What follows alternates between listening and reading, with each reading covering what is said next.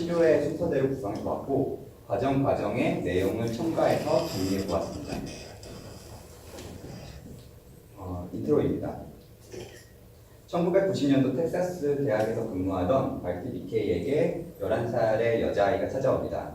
여자아이는 총에 맞아 상악 중절치가 파절이 되었고 발치를 해야 되는 상황이었습니다. 하지만 발치 후 최종 치료까지 치조구를 보존하고 싶었기에 발치 후 발치와의 하이드록시 아파타이트와 DPTFE를 이용하여 발치와 보존을 시행하였습니다. 21일 후 염증 소견이 관찰되지 않은 환자에게서 DPTFE 차폐막을 제거하였고 그 하방에 오스테오이드 라이크 매트릭스를 관찰할 수 있었습니다.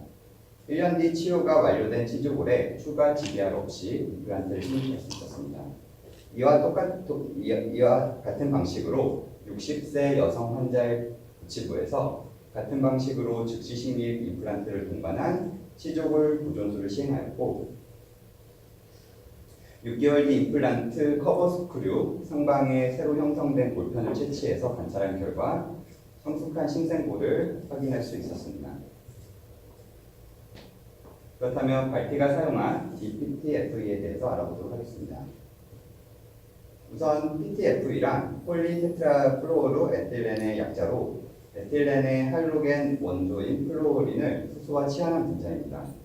상품명인 테플론으로 알려져 있으며 열에 강하고 내화학성을 지니며 표면이 매끄러운 성질을 지녀 핸드폰 필름이나 프라이팬의 코팅 등으로 쓰입니다. 직성구조의 PTFE는 조직에서는 안정적인 고분자이고 화학적으로는 생체적으로 불활성을 지니며 효소나 미생물의 반응에 저항하는 특성을 지니고 있습니다. Expanded PTFE, 줄여서 ePTFE는 PTFE를 그물처럼 엮어 막 형태로 만든 것이고 Dense PTFE, DPTFE는 만들어진 ePTFE를 열과 압력을 가해 빽빽한 구조로 만든 것입니다. ePTFE는 결국 포어 사이즈가 넓어 공기나 액체가 투과할 수 있습니다. 보어사에서 ePTFE와 DPTFE 그리고 티타늄 리인포스드 ePTFE를 생산하였으나 지금은 더 이상 생산을 하지는 않습니다. 이 명백을 이어 DPTFE는 오스테오제닉사의 세트플라스나 라이프코어 바이오메트리컬사의 페토젠 FD 등이 생산 중에 있습니다. 저희 병원에는 사이토플라스트가 들어오고 있습니다. 다음 표에서 보시는 바와 같이 DPTFE는 0.2에서 0.3 마이크로미터의 낮은 포어 사이즈를 지니고 있어 인상적인 특징을 지닙니다. 우선 표면에 세균이 얼마나 흡착되는지에 대한 연구를 살펴보겠습니다. 이 연구는 스트랩토코커스 오랄리스를 멤브레인 표면에 배양하여 세균이 얼마나 증식하는지를 비교하는 연구입니다. 실험군으로 2겹의 ePTFE와 1겹의 DPTFE를 사용하였습니다. 결론적으로 2시간, 24시간, 48시간 비교 시 면적당 부피나 확산 면적에서 DPTFE에서 세균이 약간 더 많은 듯 보이나 유의한 차이는 없었습니다. 표면의 모습과 배양 시의 샘 사진에서도 유의한 차이는 관찰되지 않았습니다. 1999년도에 행해진 연구는 세 종류의 세균인 AA와 P-진지바리스, T-덴테콜라에 대해서 실시되었습니다. 세 종류의 차폐막의 간 흡착성 비교 연구이고 2시간 배양 후에 샘으로 조사를 시행하였습니다. 세 종류의 세균에 대해서 ePTFE와 DPTFE의 차이는 유의성이 없었으나 콜라겐 멤브레인에서는 다른 두 차폐막보다 세균의 높은 흡착률이 관찰되었습니다. 따라서 다양한 세균군에 대해서 ePTFE와 DPTFE 간의 세균 흡착률의 차이는 없다고 보입니다. 다음 연구는 ePTFE를 구강 내에 노출된 부분과 노출되지 않은 부분에서 세균의 분포에 대한 연구입니다. 우선 1994년 시몬 M은 구강 내에서 발치 후 한 달 후 임플란트 식립과 동시에 보어텍스 멤브레인을 다음과 같이 적용했습니다. 6주 뒤 척폐막을 제거하고 힐링 양상을 관찰하였을 때 노출된 부위의 볼 재생량이 적은 것을 확인했고 또한 제거한 ePTFE를 샘으로 관찰하면 노출되지 않은 부분에서 세균의 침착이 거의 관찰되지 않으나 노출된 부위의 내외면 모두 다양한 세균충을 관찰할 수 있었습니다. 노출된 척폐막의 관측에서 관찰되는 세균은 표에서와 같이 다양하며 또한 노출된 EPTFE를 잘라서 분석하면 단면에서 세균이 관찰됩니다. 즉, 노출된 표면에서 다공성 척폐막을 거쳐 조직까지 세균이 투과하는 것을 알 수 있습니다. 이에 반해 DPTFE는 2011년도 이론에 의하면 발치와의 즉시 식립 임플란트를 시행하고 FDBA 적용 후 콜라겐 멤브레인과 DPTFE를 이중으로 적용한 후 한 달 뒤 척폐막을 제거하면 세균충을 검사하였을 시에 DPTFE 외면에는 예상대로 두꺼운 세균만이 관찰되지만 내부면에는 세균을 거의 관찰할 수가 없었습니다. 이는 DPTF의 최소한의 포어 사이즈로 세균이 척폐막을 통과하여 침투하는 것을 방지하며 내부 조직을 보호하기 때문입니다. 그렇다면 임상으로 넘어가서 다음은 척폐막의 적용에 대한 부분입니다. 거의 모든 임상 증례와 RCT에서 좋은 결과를 소개하고 있지만 몇 가지 주의사항을 소개하고 있습니다. 발부자는 3mm 전층으로 최소한의 박리 후에 척폐막을 트리밍하여 적용하였습니다. 익스트랙션 소켓을 넘어서 3mm 정도 조직에 함입되었다고 합니다. 발티도 동일하게 척폐막을 3mm 넘게 적용하라고 하고 있지만 박리는 5에서 10mm나 시행했습니다. 제거식인 20일에 이어서 28일 전에 척폐막의 모서리 부위가 노출되지 않아야 하기 때문입니다. 그러나 노출이 된다 해도 실패로 간주하지 않고 0.12% 클로렉시딘을 하루에 3번씩 집착하도록 하였으며 바로 척폐막을 제거하지 않고 진행하였습니다. 호프만은 276개의 발치와의 고리식 없이 DPTFE만을 적용할 시에 조사를 시행하였습니다. 싱글폼은 단일치 발치와에 적용한 경우이고 사이드 바이 사이드 폼은 인접한 발치와에 적용한 경우입니다.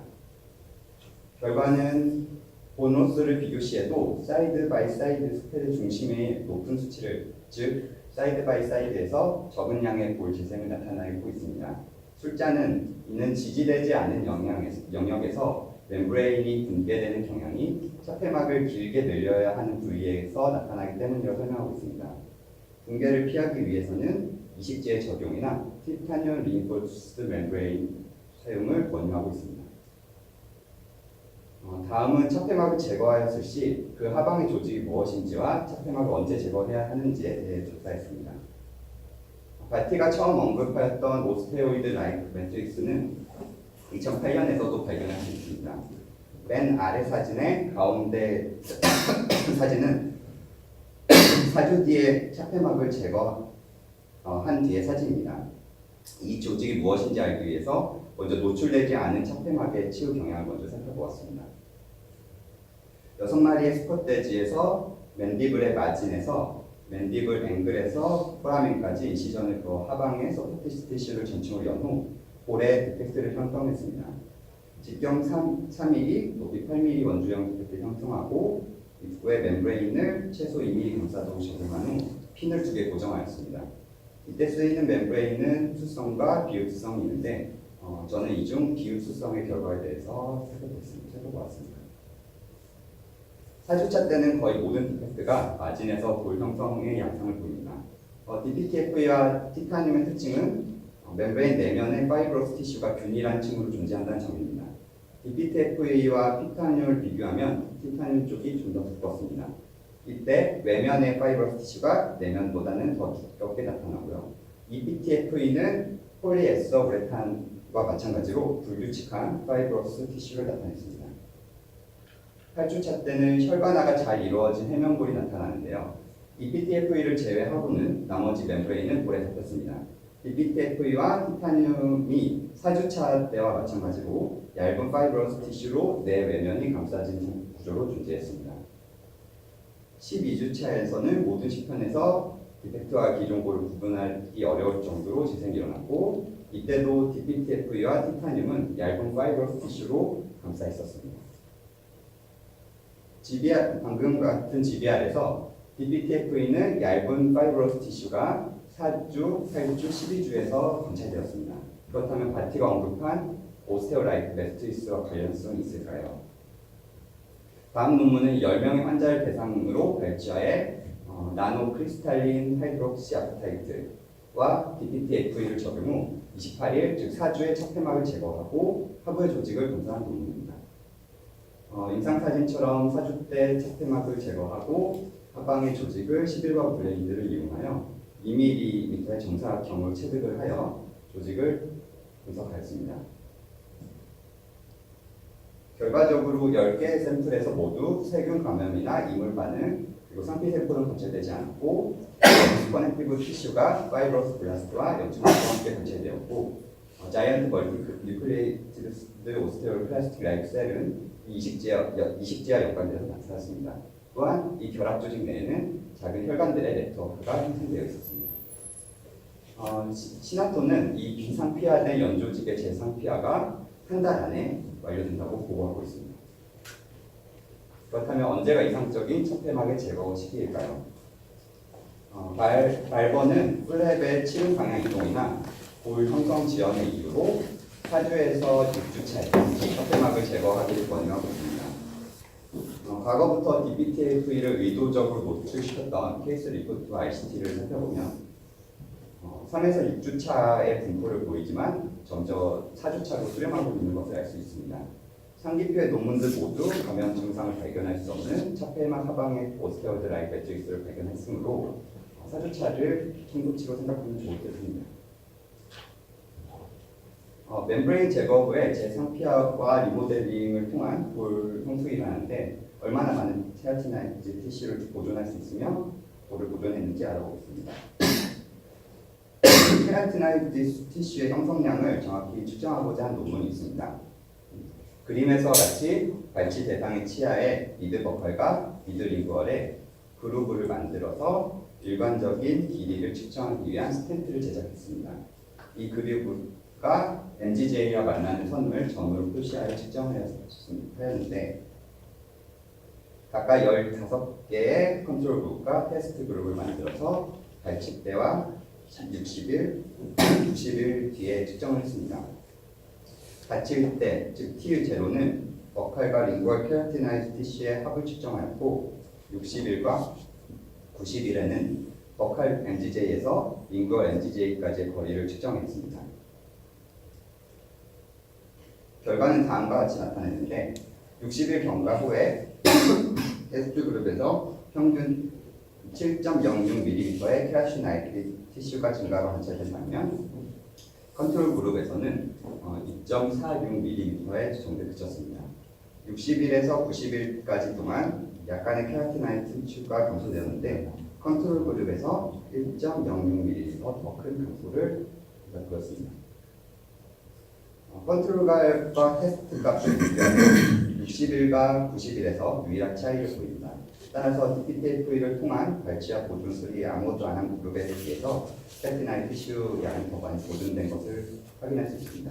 물론 여기서는 히든 X 수처에 대한 언급은 없으나 수처의 중요성도 언급했으면 좋았을 듯합니다. 호프만은 볼 이식제 없이 척폐막을 적용하여 치조골 보존술을 시행했고 다음과 같이 RPD를 제작하여 인저치아의 CEJ를 기준으로 프로빙을 시행하여 볼 소실 양을 계측했습니다. 발치 및 연조직 수파 후에 볼의 인상적인 볼 수준을 관찰하고 12개월 후 임플란트 심기 위해 표막을 열고 본 사운딩을 통해 볼 소실을 측정했습니다. 발치와는 다양하게 인상적인 볼 수준의 분포를 보였으나 12개월 후 측정에서는 센터 부위를 제외하고는 인접 CEJ에서 0.5에서 1mm 사이에 치조골이 위치했습니다. 버칼 페라타일 에사의 흡수, 즉 수평적인 흡수도 약간의 흡수만 관찰할 수 있었습니다. 출자는 아무것도 시행하지 않은 발치하에서 60%의 높이와 40%의 끝까지 흡수가 일어난다고 보고한 선행 연구들에 비해 많은 치료를 보존할 수 있다고 하였습니다. 또한 12개월 뒤 10개 샘플에서 임플란트 식립 시에 플래핑버로 추출한 볼 성분을 분석하였을 시 조직학적으로 규칙적인 섬유 구조를 지닌 볼 조직이 관찰되었고 오스테오사이트와 오스테오블라스트의 상호작용을 통한 활동적인 골 형성을 관찰할 수 있었습니다. 방사선 사진상으로도 골 재생을 확인할 수 있었습니다.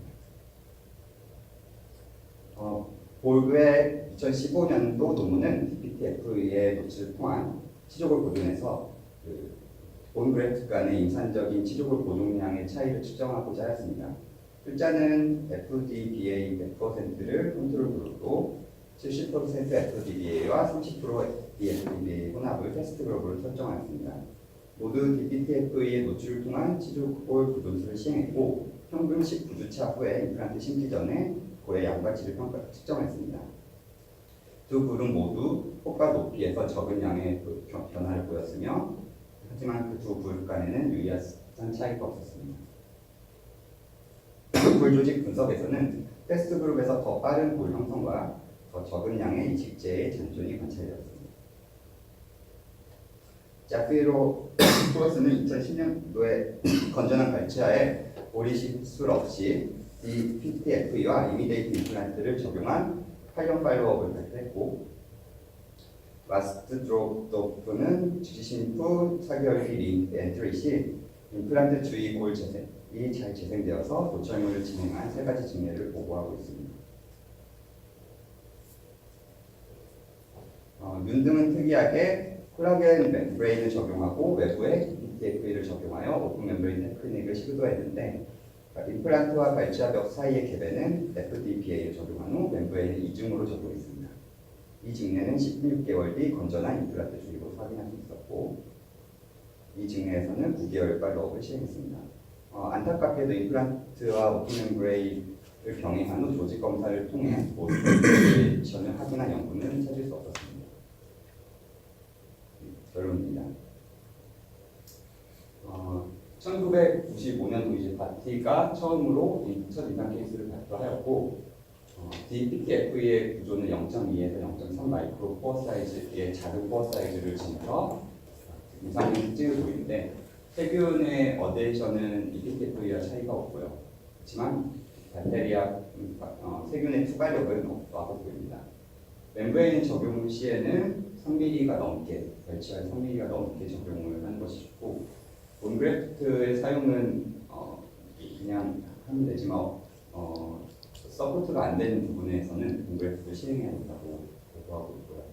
멤브레인의 제거는 멤브레인 하방에 있는 티슈는 얇은 덴스 커넥티브 티슈로 이렇게 언급을 하고 있고 리무벌 타이밍은 4주에서 6주로 과정에서 제거하는 게 좋지만 최근의 경향은 4주인 것 같습니다. 각하상피는 증가된 각하상피의 양을 확인할 수 있었고 골 양도 보존할 수 있었고요. 이미데이트 임플란트 같은 경우는 케이스 리프트 가능은 하지만 케이스 리프트 정도밖에 없어서 이제 에비던스는